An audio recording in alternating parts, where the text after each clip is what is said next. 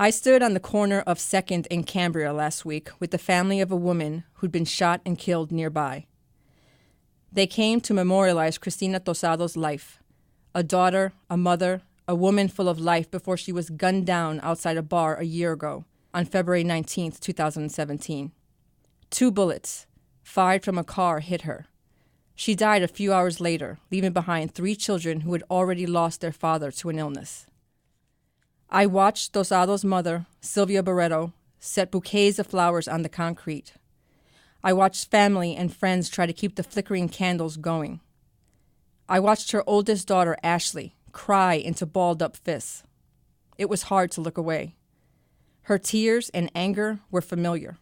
We've spent more than a week now transfixed on the students from Marjorie Stoneman Douglas High School, young Floridians who were devastated by a shooter who walked into their school on Valentine's Day with an AR-15 and killed 17 of their classmates and teachers.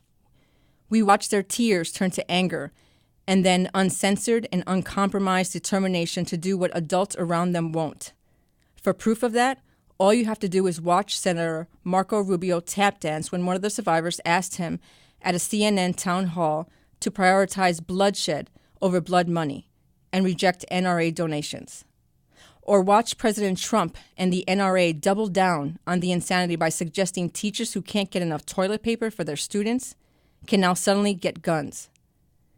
It is the students' righteous fury that continues to rise above, to promise a new conversation on guns.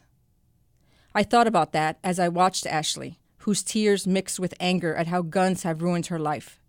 She's just 22, and now she is responsible for her 2 siblings. I watched a grandmother who worries she will never get justice she's waited years for. 20 years before her daughter was killed, her 17-year-old son was shot and killed during a robbery. He had $5 in his pocket. I wondered if the youthful fury from the Parkland students that has moved and inspired so many of us will trickle down to cities and the everyday shootings that never get enough attention. The crowd on the Philly corner was small, but I noticed that there were almost as many young people as adults. I wondered if they could help spark a long overdue reckoning on gun violence in Philadelphia. At the memorial, I turned to 2 grieving women and shared an idea. What if kids in Philly took to the streets and called BS on the no snitching culture? A big reason why more than half of the city's murders go unsolved. What if our kids said, as loudly and equivocally as the Florida teens, never again? And what if this time we listened? A few days after the sidewalk gathering, I reached out to Ashley to ask about some of the things that were going through my mind while standing on the corner with her. How a mass uprising of young people in this city right now could maybe turn the tide. She was polite and thoughtful and not nearly as hopeful as a reporter with the luxury of entertaining ideas. She was living in the very real aftermath of gun violence. I get it. I'm just not ready to let this idea or hope go.